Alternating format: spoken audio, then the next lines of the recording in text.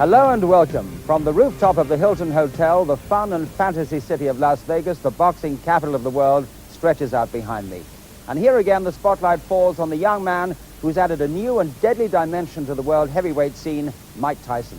Just 20 years of age, 29 wins, 26 knockouts, not a single defeat. His defense of the WBA and the WBC titles against the former champion Pinklon Thomas heads a bill that is being called the hard road to glory.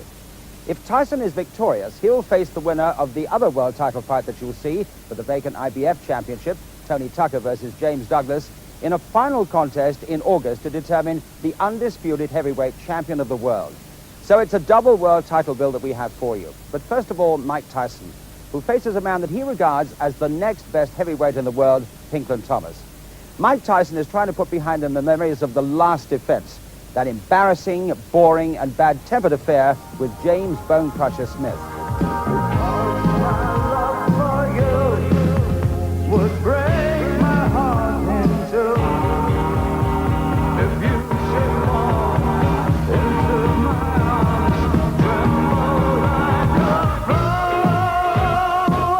Anybody that takes the Bone Crusher Smith fight seriously and looks at it and say, well, this is Mike Tyson at his best, and this is the fighter that I expect to fight when I fight Mike Tyson, they're going to be in for a lot of trouble. I think that Tyson's so used to going in and racking guys on the chin and knocking them cold and walking away. I think Smith just proved a point that, you know, the kid is not invincible. I'm always there to fight. I'm always there to give the people their money's worth. He holds both the belts. So I respect him. I have to respect him because he's a champion. But the night of the fight, after the bell ring, I have no respect for him at all. Well, those are strong words from a man whose career has been marred by drugs, a flirtation with the pop world, and a broken marriage. Much of Thomas's renewed confidence is down to just one man, the maestro Angelo Dundee, the man behind Muhammad Ali, and the man who steered Sugar Ray Leonard to that historic comeback victory over Marvin Hagler. Dundee is not that impressed with Mike Tyson. Tyson don't belong in the same category as a Pinklon Thomas. And I don't mean that sarcastically or berating a Tyson. Tyson hasn't been to school yet. Now, all the qualities of a Pinklon Thomas beats Tyson. He's got the best jab I've seen since Liston. It's a crushing jab. It goes right through him. All I can tell you is that him in the right frame of mind, him in the proper conditioning, him not thinking of other things, is a heck of a fighter. He's the best heavyweight out there. So Thomas's hard road back has brought him to Las Vegas and a demanding date with the youngest ever world heavyweight champion, Mike Tyson. The WBA and WBC titles are at stake. And now, with nearly 14,000 fight fans assembled in the outdoor arena of the Las Vegas Hilton, let us join at ringside the former world lightweight champion Jim Watt and leading off, Reg Guthridge. So the Rocky theme they're playing then for the entrance of Iron Mike Tyson. And now that Marvin Hagler and Sugar Ray Leonard are out of the picture, this is the man who's carrying the torch of boxing these days, the main man. Now this is obligatory to carry these belts. This is not Tyson's own idea. Both ruling bodies want it. There it is, no dressing gown, sweating like anything, ready for business. What a fighter this man is. 20 years old, you remember. I use the word man advisedly. Real throwback, isn't he, to the old bare knuckle fighters. No trims, no tassels, no dressing gowns. And walks in there, and Jim, it looks as though he's already worked 15 rounds. The sweat bouncing off him. Yeah, he's obviously done a good little workout in the dressing room before they come out. That's one of the things you have to admire about Tyson. He starts right at the beginning of the fight and never stops. So he's obviously got himself warmed up nicely. Introducing, in the blue corner, fighting out of West Los Angeles, California, weighing in at 217 3/4 pounds, with a professional record of 29 wins, 1 defeat, 1 draw, and 24 KOs. He's rated #1 in the world by the WBC and is a former champion of that organization. Ladies and gentlemen, here is Pinklon Thomas. And in the red corner, fighting out of the Catskills in New York, weighing 218 3/4 undefeated in his professional career with 29 wins, no defeats, 26 KOs. He is the WBC, WBA, heavyweight champion of the world, Iron Mike Tyson.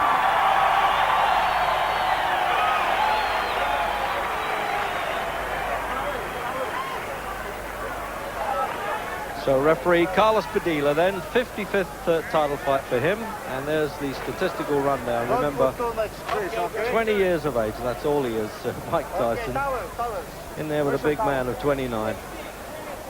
Just wiping down, he came in absolutely bouncing there with perspiration, Tyson, but that's some water. Padilla seemed to think. He says don't put too much grease on, to Kevin Rooney, the trainer. Okay, Tyson, Thomas, you're going to box for 12 rounds. You know the rules of boxing. Avoid using any kinds of foul. Don't throw any punches during the break. Is that understood? Seconds come out firing. So there we go then. The final words from Padilla. I doubt whether these boxers really hear any of those words. They've got other things on their mind. And there he is. The main man then in the fight game today, Mike Tyson. And Pinklon Thomas has a pole of a left-hand punch, and he's going to need it. It's supposed to be a solid jab, a sort of prerequisite to throw a slugger off his stride, but can he stop this bull from coming in, who's still burning for not looking good in his last fight with James Bone Crusher Smith? And he's opening up at the start now, Mike Tyson. He does love those one-rounders.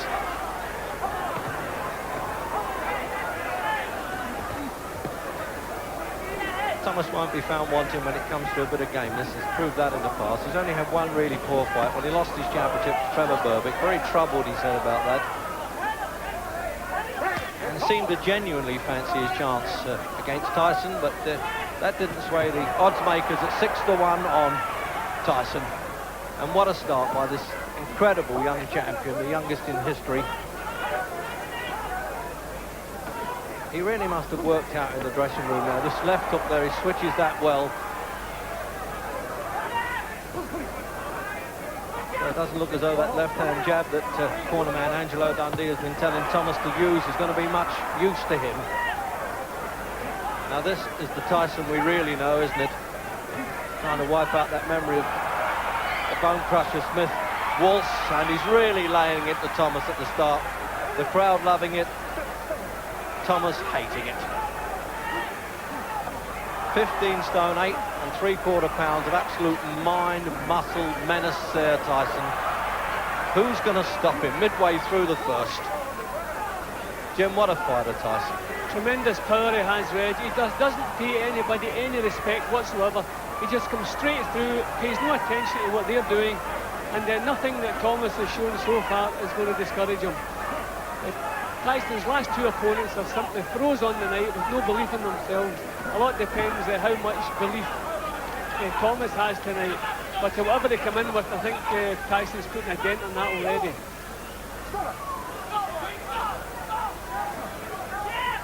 Well, he's not going to get tangled up at close quarters in this fight, Tyson, as he did with Smith.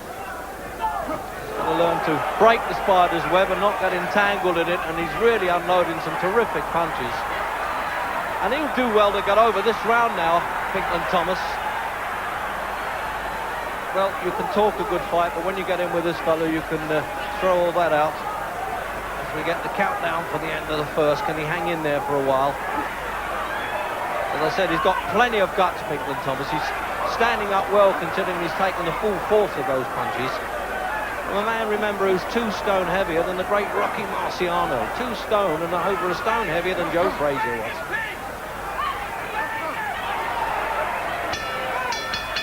And he's in there, Padilla. He's making sure there's no after-bell punches this time.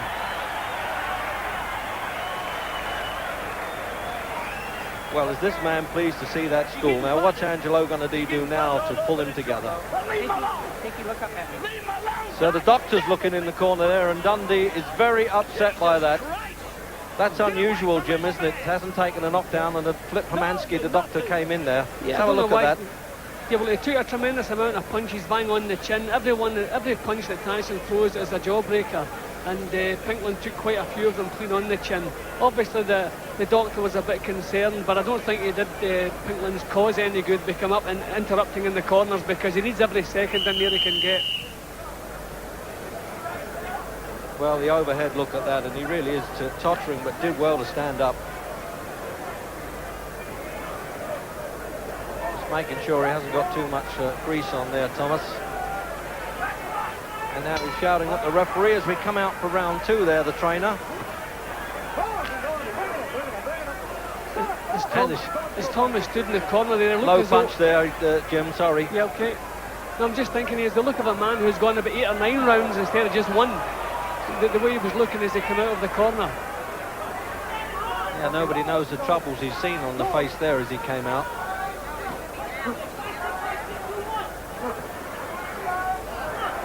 So now let's see if he's learned any lessons now, Tyson, on fighting in close like this. Because the big man's bone crusher leaned all over him, which made him, well, let's face it, look a bit ordinary, and he knew it.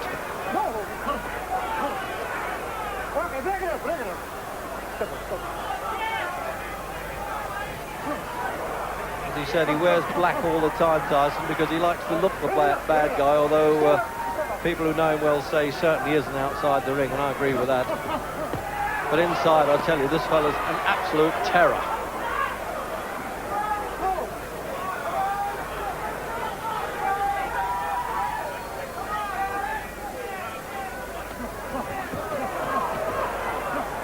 He's had 3 wins, Pinklon Thomas, since he lost his championship to Trevor Berbick, so he's on a winning roll, which is why he got the #1 position by the WBC. This is for both championships, but scheduled for 12 and not 15 rounds. Now, what's he wrestling for like this, Tyson, Jim? He could do without this.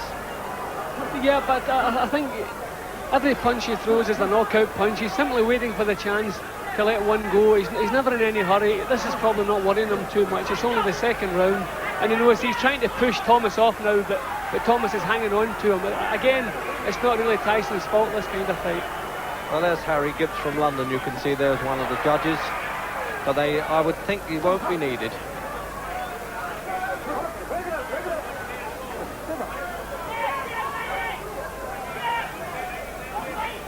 Thomas looked a bit sluggish in his last fight that I saw here against Danny Sutton. He won it.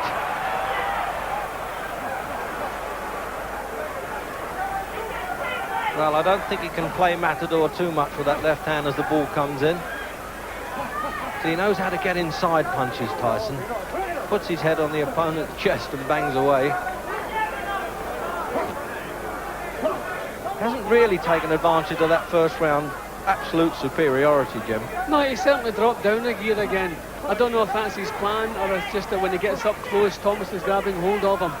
But as I said, he has plenty of time. Every punch he throws is a powerful punch, and sooner or later he obviously believes he's going to start getting through again.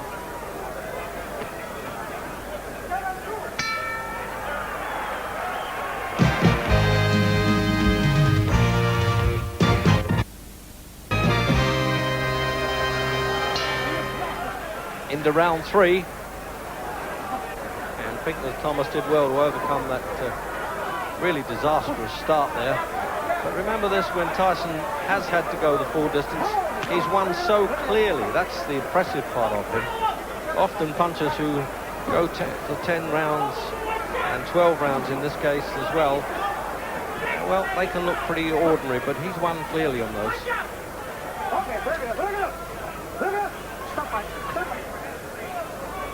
So the referee's going to have to work a bit harder, pulling them apart.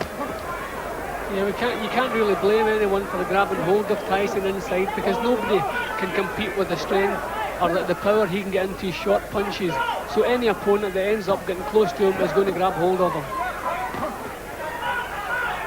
It's a bit ridiculous, Jim, when you think in his home state of New York is too young to legally drink alcohol, and there he is now, the heavyweight champion of the world. Mind you, I wouldn't like to be the bloke that refused him.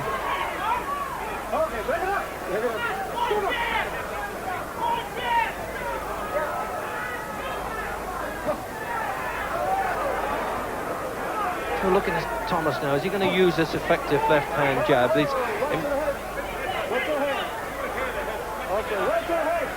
Well, very severe warning there, Carlos Padilla, for watching heads. They can take mandatory points off for that now. So any success that Thomas has, the crowd are willing to cheer anyway. They want to be with the underdog at 6-1 on. Although Tyson, of course, is an immense favourite right across the States. And indeed now in Europe. See a little bit of blood in Thomas's eyebrow. I think that clash of heads just looks like a slight little nick, but I can see a little bit of blood. Yeah, but Padilla looked at that a long time, actually.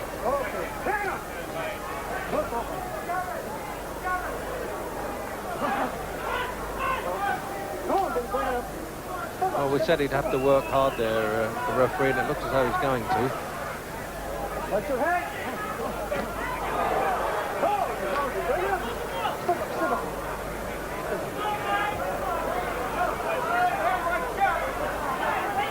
Trouble with Thomas, Jimmy, boxes open to mouth. There's a sort of distressed look about him, even when he's winning. Yeah, I don't think he'll want to get caught in the chin by Tyson when his mouth is open. But it's possible that in that first round Thomas was shocked with the power that Tyson had, because he's managed to get himself back into it a little bit more since then. But he just didn't seem to know what hit him in that first round. The crowd don't like it now. They're remembering Tyson and Bone Crusher, and they don't want that.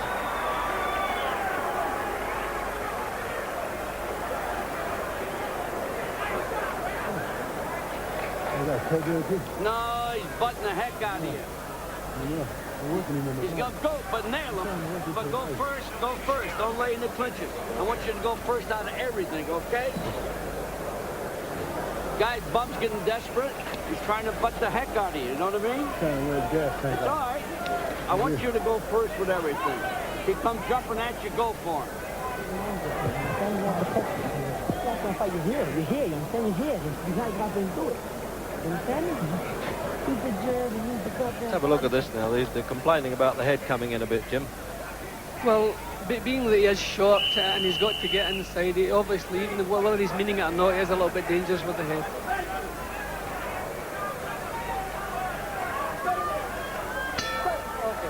Round 4.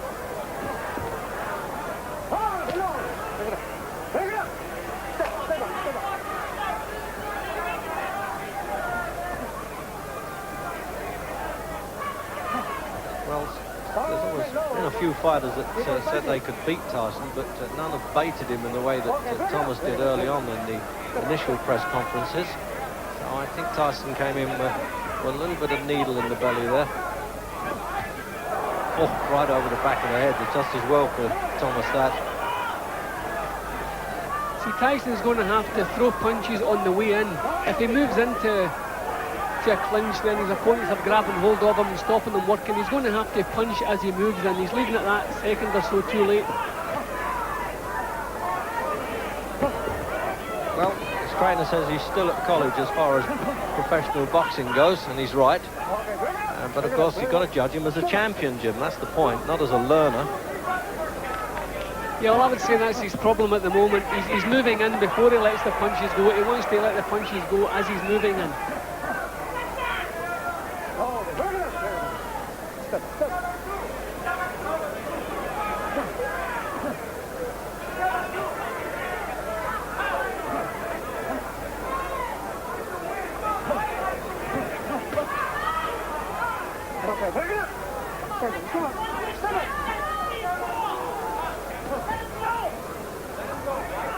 I suppose Thomas is hoping that Tyson might punch himself out a little bit.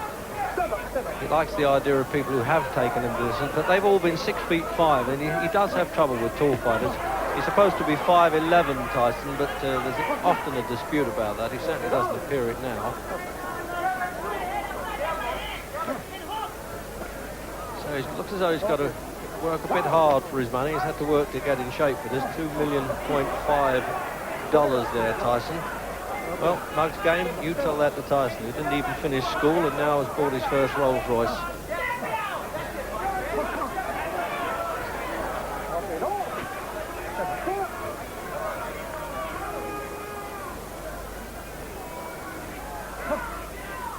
We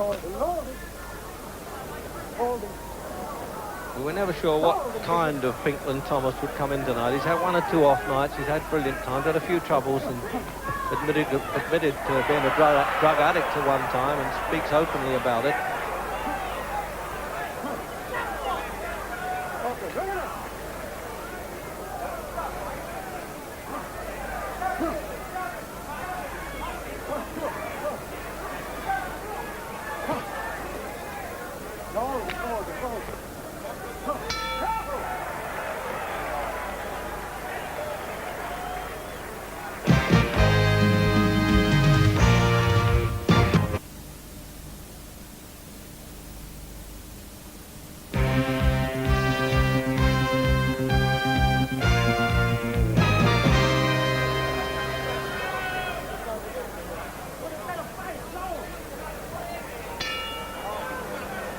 Into the fifth.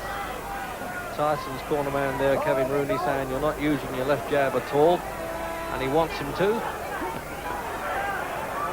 But I've got my doubts whether he can actually out-jab Pinklon Thomas. That's his best punch. There it is there, you see, trying to match him with it.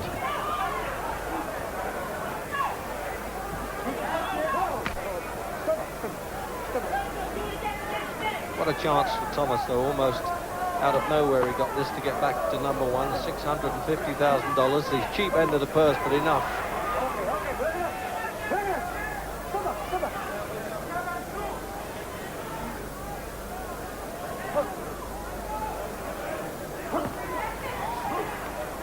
It's just that bit of rawness showing with Tyson at times, Jim, and a little bit of subtlety is missing. Yeah, well, a few times he has been taken into the later stages. And simply because his technique is a little bit lacking, but normally he makes up for it with the power he has. But you can see he's short of ideas here. It's time now to do something else. I think Thomas is getting used to these lunges and the punches that are coming his way, and he knows what's coming now. So Tyson now has to think of something else, maybe show a feint and try to draw Thomas's lead and come back with counters of his own, but he's a little bit short on ideas tonight.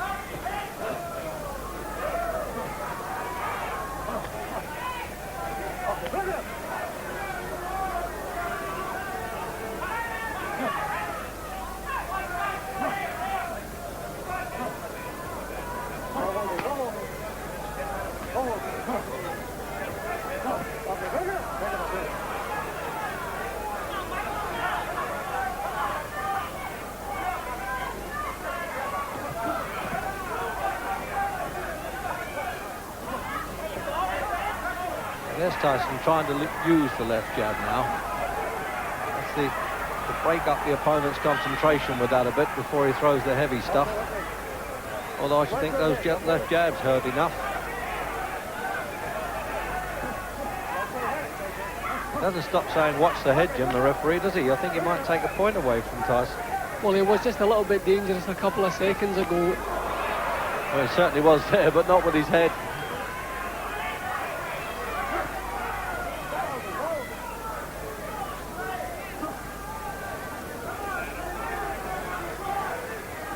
See, I think we've come to expect so much from Tyson now. And when he's not getting his punches home, we tend to criticise him. But we have to remember that not so long ago, Pinklon Thomas was regarded as the best heavyweight in the world. Just he wasn't paying attention. He is a top-class fighter.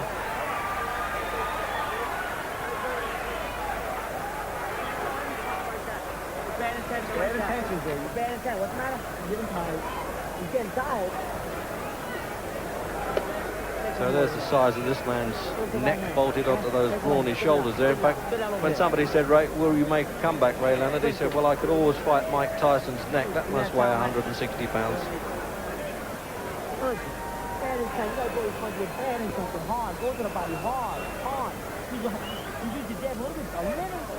Have a look at some replay there, Jim, with the jabs coming in. Yeah, see, that was the head again. He was a little bit dangerous for the head that time. That's when the Dia warned him. Throw the punch with bad intention. Keep that jab up there, man. You'll never get a bad. So they're having to change the glove here now. This is the Henry Cooper, Muhammad Ali scene all over again. So they are really whispering the words of wisdom there, isn't he, Rooney? He doesn't want the world and his brother to hear.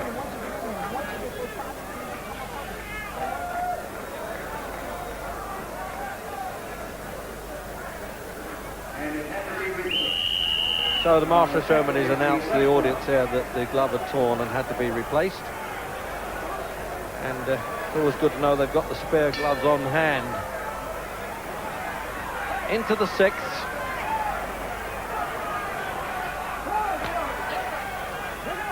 Well, Tyson tasted a bit of leather with the glove on the left hand. I wonder what the new one's going to do.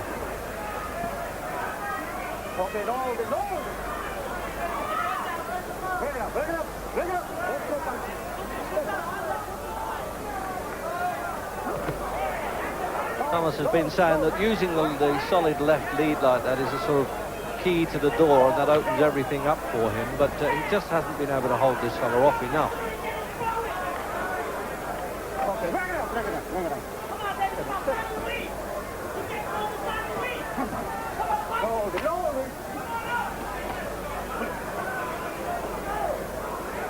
And all sorts of advice now coming from outside the ring. And I suspect from a young lady, an actress, Robin Gibbons, who stars in Head of the Class, who's actually dating Tyson at the moment.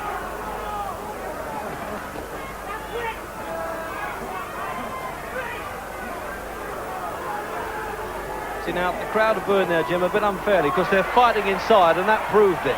And then they immediately switched to cheers there. Yeah, well, just as I said, by Tyson's own standards, this is kind of calm stuff. They expect to see the dynamite all the time.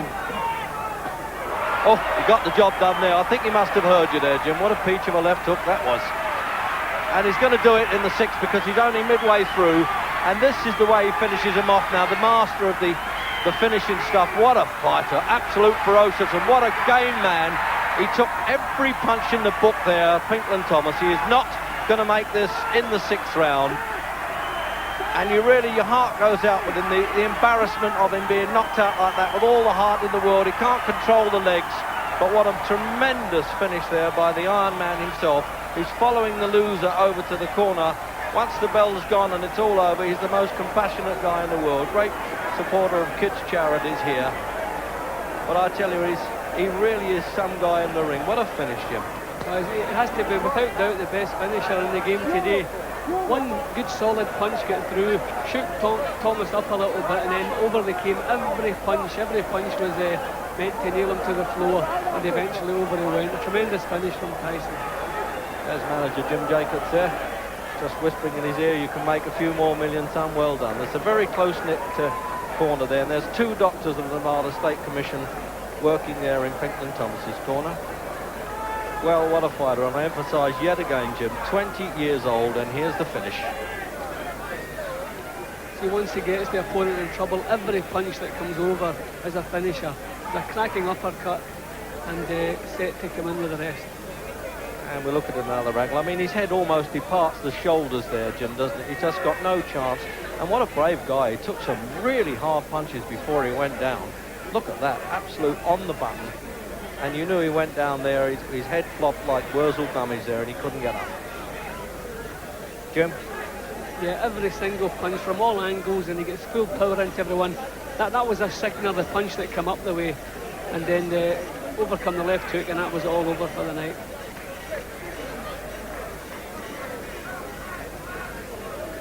And once again there, this overhead shot now, you can see the real ferocity of this man in action.